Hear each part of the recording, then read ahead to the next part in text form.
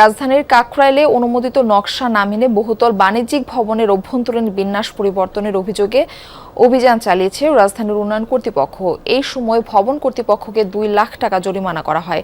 রাজুকের দাবি, ভবনের গুরুত্বপূর্ণ অগ্নি নিরাপদ সিঁড়ির প্রবেশপথ বাধাগ্রস্ত হওয়ায় বড় ধরনের দুর্ঘটনার ঝুঁকি তৈরি হয়েছে।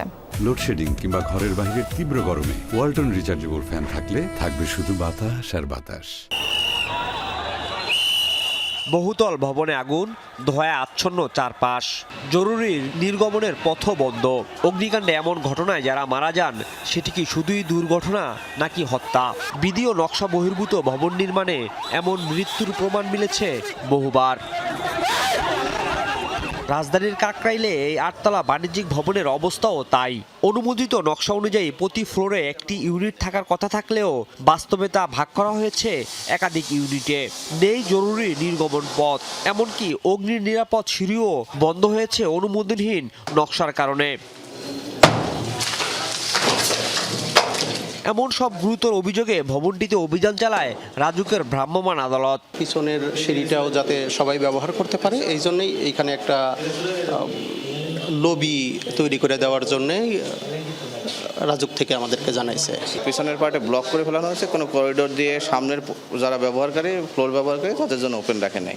বিধিমতে বহুতল বাণিজ্যিক ভবনে অন্তত 2টি পৃথক জরুরি নির্গমন পথ বা সিঁড়ি রাখা বাধ্যতামূলক। কিন্তু অনুমোদিত নকশা পরিবর্তন করে ফ্লোর ভাগ করা হলে সেই নিরাপত্তা ব্যবস্থাই ভেঙে পড়ে।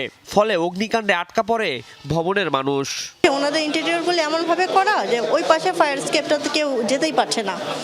উপরে একটা ফ্লোরে দেখে আসলাম, ওটাতে ওনারা কলাপসিবল গেট করে ফেলেছেন। এখন যদি ইমার্জেন্সি কোনো কিছু হয়, অকারেন্স করলে, তখন দেখা যাবে যে এই গেট পার হয়ে আসলে ওই পাশের স্কেপটা ইউজ করাটা টাফ হয়ে যায়। এটা একটা অনেক বড় ভায়োলেশন। তা আমরা আপাতত সেটারই যতটুকু সম্ভব ওপেন করে দেওয়ার চেষ্টা করছি। আমরা বলেছি 1 মাসের মধ্যে ওনাকে করিডোর করে হলেও যেন ওপেন স্পেসটা দেওয়া হয়, যেন সবাই অ্যাক্সেসটা পায় ফায়ার এস্কেপের। আর জরিমানা 2 লক্ষ টাকা করা হয়েছে। অভিযানকালে ভবন কর্তৃপক্ষের বিরুদ্ধে আনিত অভিযোগের সত্যতা মেলায় 2 লাখ টাকা জরিমানা করা হয়। একই সঙ্গে নির্ধারিত সময়ের মধ্যে নিরাপদ নির্গমন পথ উন্মুক্ত করার নির্দেশ দেওয়া হয়েছে।